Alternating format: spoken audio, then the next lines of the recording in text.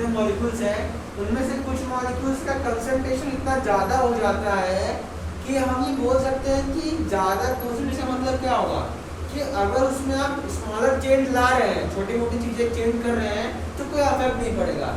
अगर आपके पास बड़ा सा हाथी है, अब हाथी को आप से कील मारो 10 कुछ फर्क पड़ेगा नहीं पड़ेगा ना, और उसको कुछ भारी चीज से मारो तब उसको लगेगा चोट लगेगी मेरे को।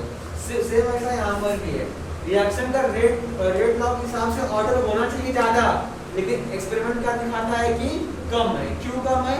उनमें से कोई एक मॉलिक्यूल या एक से ज़्यादा मॉलिक्यूल का कंसंट्रेशन बहुत ज़्यादा है इसलिए। ठीक है, सो इसका एग्जांपल है, एग्जांपल नहीं ये मत लिखो, तो मैंने समझाया आपको वैसे। एग्जांपल है hydrolysis of Easter.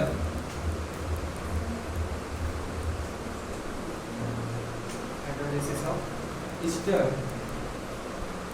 Easter ESTER आप पढ़ो Easter chemical compound organic products alcohol phenols and ether के अंदर आएगा आपको ईस्टर भी आएगा, पढ़ो कैसे मतलब। अभी मैं बता रहा हूँ सिर्फ क्या होता है। ये आपका हो सकता है, ठीक है, ये आपका ईस्टर है, मतलब अभी समझिए बस, में ज़्यादा इंफॉर्मेशन हमको यहाँ पे ऑर्गेनिक नहीं पढ़ना है, जो पढ़ना है वो देखते हैं। रेट लॉ क्या होगा इसका, तो ये आपका ईस्टर है। कौन सा ईस्टर है, कितने कार्बन के अंदर है, 1 2 3। सो आपने 11th में पढ़ा होगा 3 कार्बन का वर्ड रूट क्या होता है, एच मैथ प्रो बचन पढ़ा है हाँ? हाँ तो वो वर्ड रूट इथेन कब होगा, जब कार्बन सिंगल बॉन्डेड हो ना तब इथेन आएगा। लेकिन वर्ड रूट क्या है, इथ क्या है, कार्बन के लिए इथ यूज करते हैं, 2 के लिए मेथ, उल्टा बोल दिया आपने, मैथ 1 के लिए बोलते हैं, इथ 2 के लिए, मैथ 1 के लिए एच 2 के लिए 3 के लिए प्रोब 4 के लिए ब्यूल 5 के लिए पेंट 6 हेक्स 7 हेड 8 और 9 नॉन नहीं डेक यूनिडेक बोलते हैं, यूनिडेक बोलते हैं ना, और 10 को डेक बोलते हैं। ठीक है, आप लर्न कर रहे हैं ये सब चीजें, सिंपल सी बात है। हां लास्ट में लिखो, ओके नॉन लिखो, लास्ट क्या होता है, लास्ट का डेकॉन डेक डेक होता है, डेक डेकेन, जैसे आपका डेक होता है, डेक वर्ड रूट है, इसके साथ की अपना ये सिंगल बॉन्ड के डबल बॉन्ड के साथ। सो ये आपका है इथाइल एसीटेट, इथाइल एसीटेट का नाम है। एथाइल क्यों आया, एथ है ना, अब देखिए यहाँ पे जो ये वाला फंक्शन है C डबल बॉन्ड O, ये वाला फंक्शन है, ये पूरा का पूरा एस्टर का फंक्शन है। क्या है, फंक्शन। जैसे नहीं होता कि अल्केन में R बॉन्ड R डैश होता है कि सिंगल बॉन्ड होना चाहिए, ठीक है, वैसे इसका क्या है, C डबल बॉन्ड हो फिर सिंगल बॉन्ड हो, ये इसका फंक्शन है। तो इसको छोड़ के कितने कार्बन है, 2 है ना, सो हो गया इथाइल, और इसके लिए एसीटेट, तो इथाइल एसीटेट। आपने एग्जांपल क्या लिखा, हाइड्रोलाइसिस ऑफ ईस्टर ना, हाइड्रोलाइसिस मतलब क्या होता है, रिएक्शन के अंदर पानी डालना। क्या होता है, रिएक्शन के अंदर पानी डालना। तो पानी डालेंगे हम, पानी डाल दीजिए। अब पानी डालने से होता क्या है कि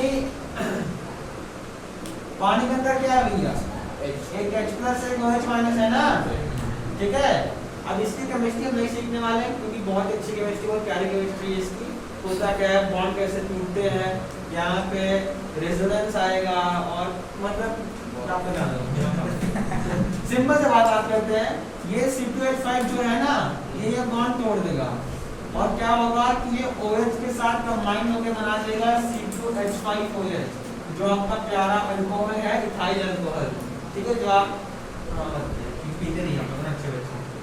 और क्या बचा आपका CH3COOH, सो CH3COOH प्लस, ये आपका बन गया 1 2 कार्बन है ना, सो ये हो गया आपका एसिटिक एसिड, और ये हो गया आपका इथाइल अल्कोहल। मैं फिर से बोलता हूँ, रिएक्शन की केमिस्ट्री से आपको मतलब नहीं है, अब मतलब यहाँ से स्टार्ट होगा इसके आगे। इसका रेट लॉ जब निकाला तो रेट आया K टाइम्स ऑफ कहाँ गया, ये आपका है CH3C double bond O C2H5, ठीक है, दिस मल्टीप्लाई बाई वाटर, ठीक है, इतना रेट आना चाहिए था, और दोनों का पावर 1 आया, ठीक है। सो ऑर्डर क्या होगा इसका, फिर 2 ऑर्डर 2 आना, अरे x यहाँ पर है, y यहाँ पर है, 1 + 1 2 ऑर्डर 2 आया। लेकिन हुआ क्या, कुछ और एक्सपेरिमेंट किए गए और मालूम पड़ा कि जो आपका H2O था, सो प्रैक्टिकली क्या था कि इसमें पानी बहुत ज्यादा मात्रा में लाई गई, बहुत ज्यादा मात्रा में लाई गई, इसीलिए H2O का कंसंट्रेशन हमने कांस्टेंट मान लिया। क्या मान लिया? कांस्टेंट। लो नया कांस्टेंट K डैश। सो अब रेट क्या होगा, rate equal to K into K dash, K dash आएगा ना, इंटू आपका ये वाला CH3 C double bond O C single bond O C2H5। आएगा समझ में? अब कोई भी कांस्टेंट का मल्टीप्लाई कांस्टेंट में कराओगे तो कांस्टेंट नहीं मिलेगा, कि ऐसा कर दो कि 2 इंटू 3 दोनों कांस्टेंट है तो x² मिल जाएगा वेरिएबल, ऐसा नहीं होता ना, तो 360 मिलता है, मतलब दो कांस्टेंट का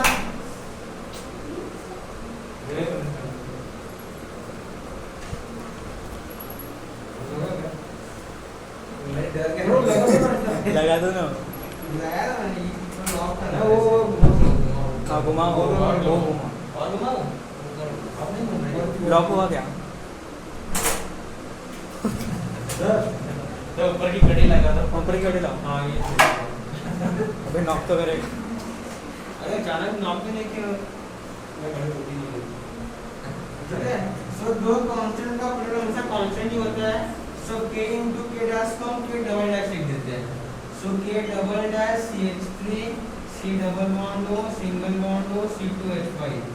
सो मेन चीज क्या देखने को मिली, जिस रिएक्शन का ऑर्डर पहले 2 था, कितना था 2, वो एक्सपेरिमेंट के बाद क्या मालूम हुआ कितना है 1 ही है ना। सो ऑर्डर कम हो गया, ज्यादा हुआ, कम हो गया, मतलब यहाँ पे रिएक्शन दिखा रहा था कि मैं हायर ऑर्डर हूँ, लेकिन वो था नहीं, वो लोअर ऑर्डर था। और कौन सा ऑर्डर था? First.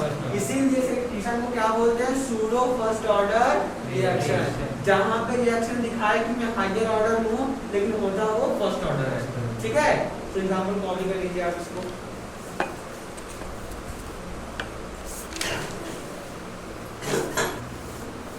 The molecularity of the above reaction,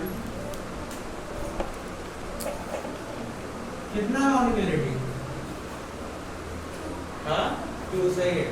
The molecularity of above reaction is 2, that is bimolecular. Above reaction is 2, that is bimolecular.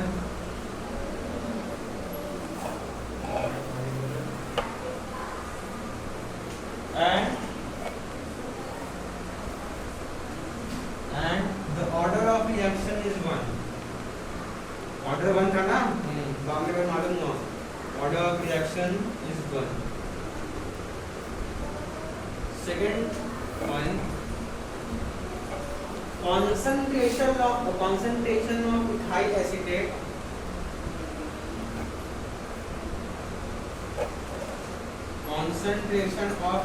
acetate changes acetate changes, but water remains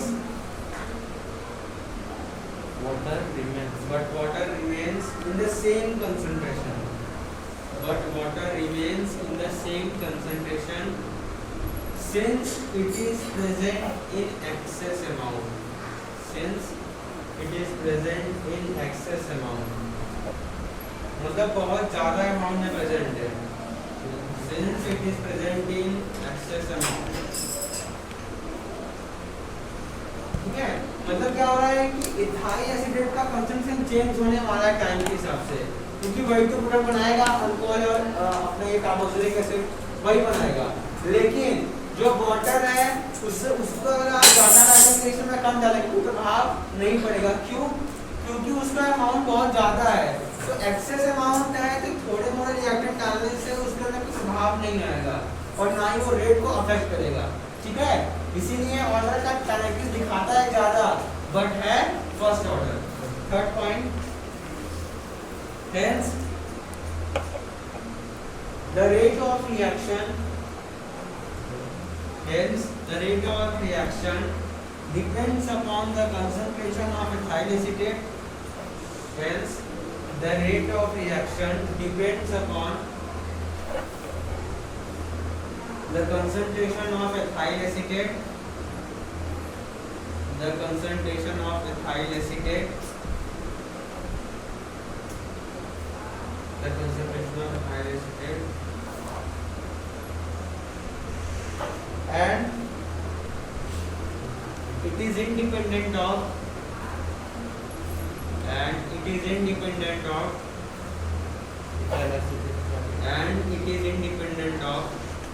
concentration of water, Such reactions are called as pseudo first order reaction. Such reactions are called as pseudo first order reaction. Such reactions are called as pseudo first order reaction. Pseudo first order reaction. बस ठीक है. तो यहाँ पे solar भी खत्म हो गया. क्या होता है कि हायर काइनेटिक्स होता है, दिखाता है हायर है ऑर्डर रिएक्शन, लेकिन होता नहीं है. ठीक है, होता वन है. अब इसका कोई यूज मतलब सिर्फ थ्योरेटिकल कांसेप्ट है, इससे जो कोई सम नहीं है. सम इसके ऊपर जो मैं पहले किया था रेट ऑफ रिएक्शन के ऊपर, वहां से सम आएगा, या फिर इंटीग्रेटेड रेट लॉ फर्स्ट और जीरो ऑर्डर रिएक्शन के लिए और हाफ लाइफ टाइम. ये जो 5 टॉपिक है, इस 5 टॉपिक के ऊपर बहुत सारे सम्स आपको करने बोलते हैं, क्योंकि इनमें से बेसिकली एक सम आ सकता है एग्जाम में. 4 नंबर का वेटेज इस चैप्टर का, तो एक एमसीक्यू और 3 नंबर का क्वेश्चन. 3 नंबर का क्वेश्चन सम नहीं आएगा ज्यादा करके. ठीक है, तो ऐसा आ सकता है मे बी. सो हमने बहुत सारे सम पहले भी कर लिए थे, कैसे कैसे इफेक्ट करता है. और उस दिन रेट का भी किया था ना ऑटो रिएक्शन के ऊपर का, वो उस दिन उस क्लास में तो मान लीजिए वेडनेसडे का बाद है शायद से वेडनेसडे या कुछ जो मैंने सम सिखाए थे. डिवाइडर है, डिवाइड वाले कि कैसे ऑर्डर निकालते हैं, बताया था ना, याद नहीं है क्या? तो घर पे करोगे तो याद होगा ना, ऐसे मुन्नी यहाँ नहीं याद होगा. उस समय बोलोगे हाँ सर आ गया, चलो ठीक है. हम लोग किया, पता नहीं हम लोग को किया ही नहीं किया, वो भी नहीं किया कोई टाइम को मान लो. तो ये आप अपनी लाइफ के साथ खिलवाड़ करोगे, मुझे भी दिक्कत नहीं है. आपके 12 बोर्ड आने वाले, मेरे नहीं, मेरे हो चुके हैं. हमने मालूम है क्या बीती है जो मतलब उसमें हमको लगता था टीचर क्या पढ़ा रहा है, जो मतलब इतना पढ़ने की मौज नहीं लगता था इस कि क्या पढ़ा रहा है ऐसा वैसा बोर्ड्स में खास ना. लेकिन बाद में जाहिर हो गया कि और पढ़ लेते बोर्ड्स के बारे में थोड़ा बहुत, तो अगर जल्दी को साइड करते तो और भी अच्छे मार्क्स आते थे. घर पे पढ़िए कम से कम. 8वीं टॉपिक इस चैप्टर का, लास्ट टॉपिक, और चैप्टर का खत्म, मतलब थियोरेटिकल खत्म, 2-3 सम करेंगे फिर पूरा खत्म. आखिरी टॉपिक है effect of catalyst. Effect of catalyst on rate of reaction. Effect of catalyst on rate of reaction.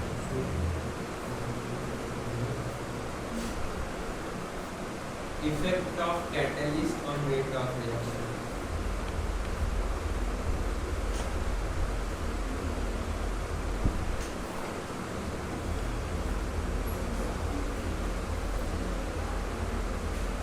ठीक है, तो इसका इफेक्ट हम पहले भी पढ़ चुके हैं, याद है?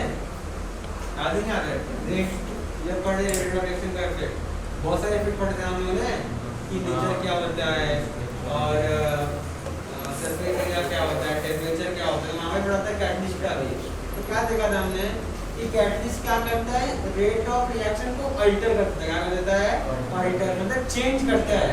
अब चेंज 2 तरीके के होते हैं, या तो पॉजिटिव या नेगेटिव, या तो बढ़ा दे या फिर घटा दे. और हम ये यूज करते हैं अपने प्रेफरेंस के हिसाब से कि कहाँ बढ़ाना है और कहाँ घटाना है. जो बहुत स्लो हो रहा है उसको बढ़ाना पड़ेगा, और जो बहुत फास्ट हो रहा है उसको घटाना पड़ेगा, ताकि इंफॉर्मेशन हमको मिल सके अच्छे से. ठीक है, सुनिए इसमें कि कैटलिस्ट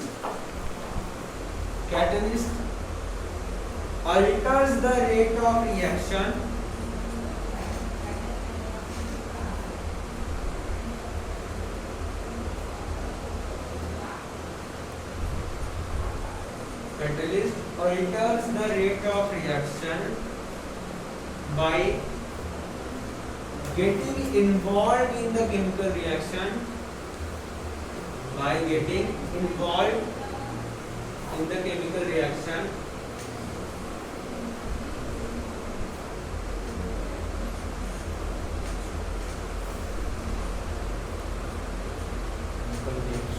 but not consumed.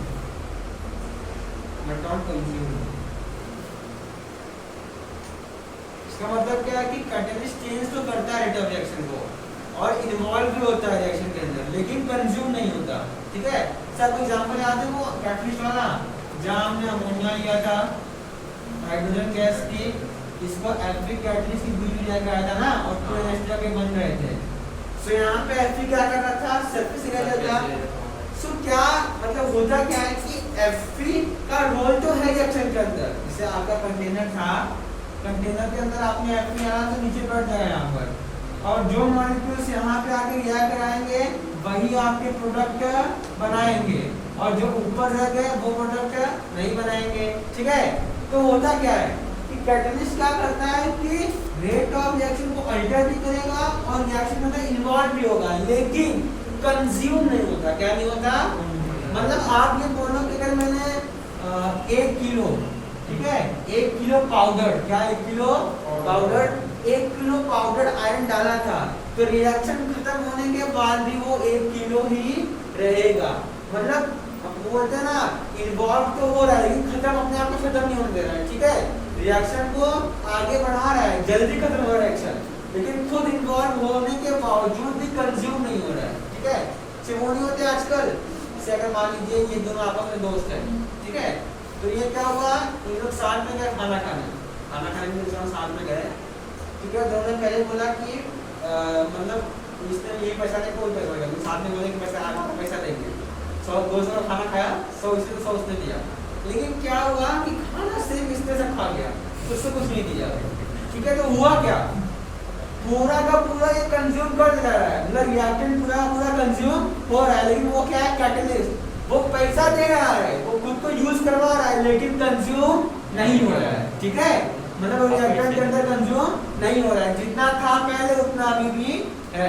ठीक है, तो कैटलिस्ट क्या करता है, रिएक्शन को अल्टर करेगा, चेंज करेगा, लेकिन खुद कंज्यूम नहीं होगा, इन्वॉल्व होगा रिएक्शन के अंदर, क्योंकि बिना इन्वॉल्व होने काम कर नहीं सकता। ठीक है, अब देखते हैं कि बेसिकली होता क्या है। उसमें हमने सीखा था, डायग्राम के सहारे सीखा था ना कि ये मान लीजिए ये आपका ग्राफ है, इस तरफ आपका एनर्जी है, क्या है एनर्जी, और इस तरफ आपका है क्या है, इस तरफ क्या था कैटलिस्ट, शायद से आपका रिएक्टेंट प्रोडक्ट था ना, तो यहाँ पे आपके रिएक्टेंट का प्रोडक्ट दोनों होंगे,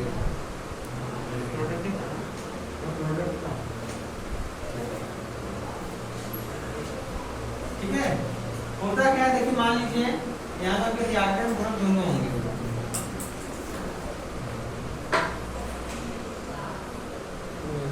तो होता क्या है कि यहाँ पर हर रिएक्टेंट के पास कुछ ना कुछ एनर्जी तो होती है। ठीक है, तो मान लीजिए एनर्जी यहाँ पे रिएक्टेंट की दी कुछ एनर्जी है, सो प्रोडक्ट हमारा यहाँ बन रहा है, तो रिएक्टेंट यहाँ से यहाँ पहुँचना है इसको।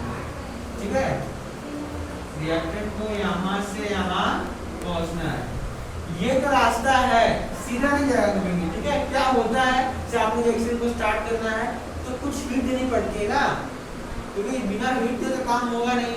तो जो आप उसको हीट दे रहे हो, जो एनर्जी दे रहे हो, क्या दे रहे हो, जो उसको एनर्जी प्रोवाइड कर रहे हो, पहले वो कंज्यूम कर रहे हैं रिएक्टेंट, और फिर एनर्जी यहाँ से लिया, धीरे धीरे इतनी एनर्जी मिल गई यहाँ पहुँचा, और ये जो पॉइंट होगा ना, ये पॉइंट क्या होगा, ये पॉइंट को हम बोलते हैं ट्रांजिशन स्टेट। क्या बोलते हैं, ट्रांजिशन स्टेट, मतलब यहाँ पे ट्रांजिशन होगा, मतलब चेंज होगा। क्या होगा, चेंज मतलब रिएक्टेंट से प्रोडक्ट बनने की जो प्रक्रिया होगी वो इसी पॉइंट से शुरू होगी। इतना एनर्जी आपने उसको दिया कि रिएक्टेंट खुद मतलब रिएक्टेंट नहीं रह सकता, एनर्जी पाने के बाद मोशन स्टार्ट करेगा, कोलिजन होगा, अट्रैक्शन होने के बाद कुछ टाइम बाद इस पॉइंट से प्रोडक्ट बनना स्टार्ट हुआ। सो जो ये गैप है ना, यहाँ से लेकर यहाँ तक पूरा गैप, इसे हम लोग बोलते हैं EA।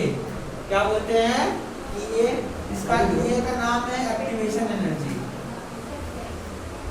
क्या है ये, एक्टिवेशन एनर्जी, मतलब the energy required to get the reactant molecules into transition state. यहाँ पे आपके रिएक्टेंट वाले हैं और यहाँ पे प्रोडक्ट वाले हैं। So the energy required to get the reactant molecules into transition state is known as activation energy. इतना एनर्जी देना पड़ेगा हमको, तब जाके ये रिएक्टेंट यहाँ पहुंचेगा ट्रांजिशन स्टेट पे, और यहाँ पहुंचने के बाद तब वो प्रोडक्ट की तरफ आगे बढ़ेगा। तो कैटलिस्ट क्या करता है, कैटलिस्ट ना यही दूरी को कम कर देता है, ठीक है।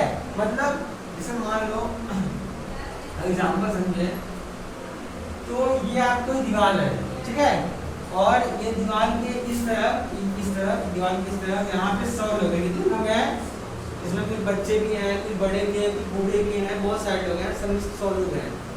करना क्या था कि इस तरफ यहाँ पे एक शेर है, क्या है, यहाँ पे लायन जी हैं, बैठे हैं, खाने वाले हैं सबको, ठीक है। तो इनको जब जान बचानी है, रास्ता क्या है कि दीवार इनको कूद के जाना पड़ेगा उस तरफ, ठीक है। तो जो बच्चे और बूढ़े थे वो तो कूद नहीं पाएंगे इतनी बड़ी दीवार, जो यंग जनरेशन के थे वो कूद के चले गए। मान लो 50 लोग चले गए, ये तो पहुंच गए 50 लोग बाकी अभी भी ना। सो ये जो कंडीशन है विदाउट कैटलिस्ट है, ठीक है, जहाँ पे आप शेयर मतलब एनर्जी दे रहे हो, गिफ्ट दे रहे हो, लेकिन बहुत कम प्रोडक्ट बन रहा है, बहुत कम प्रोडक्ट बन रहा है। कैटलिस्ट क्या करते हैं, दीवार कम कर देता है। क्या करता है, दीवार, मान लो दीवार इतनी थी, अब तो सब चले जाएंगे ना, छोटे वाले कूद जाएंगे फटाक से, तो 100 के 100 पूरे पहुंचे, मान लो 100 में से 100 नहीं पहुंचे, मान लो 80 पहुंच गए, लेकिन ज्यादा पहुंचे ना, मतलब पहले से ज्यादा लोग उस तरफ पहुंच गए। इसका मतलब क्या है कि रिएक्शन जो आपका शेयर एनर्जी है, शेयर क्या एनर्जी, तो रिएक्टेंट को एनर्जी दिया जब दीवार बड़ी थी तब कम लोग पहुंच रहे थे, मतलब जो एक्टिवेशन एनर्जी ज्यादा था तो कम प्रोडक्ट बन रहा था, और जैसे एक्टिवेशन कम हुआ तो ज्यादा प्रोडक्ट बन रहे हैं, ठीक है। मतलब एनर्जी का खर्चा कम आ रहा है ना, आपने कम एनर्जी दिया, प्रोडक्ट ज्यादा बन रहा है, वरना पहले ज्यादा एनर्जी देना पड़ता था। सो ये क्या करेगा कैटलिस्ट कि भैया यहाँ से नहीं जो यहीं से पहुंच जाएंगे, ठीक है, तो इसी पॉइंट पे ट्रांजिशन आपका बन जाएगा। तो आप देख रहे हैं पहले एक्टिवेशन इतना था, अब कितना हो गया, इतना हो गया ना, तो कम हुआ ना। सो एक्टिवेशन एनर्जी कम हुआ, मतलब आपको एनर्जी जो देना पड़ेगा वो कम देना पड़ेगा, तो कम एनर्जी के साथ जल्दी से प्रोडक्ट बना सकते हो, ठीक है। तो कैटलिस्ट क्या कर रहा है, ये आपका है विदाउट कैटलिस्ट वाला, और ये क्या आपका विथ कैटलिस्ट, ठीक है। ड्रॉ कर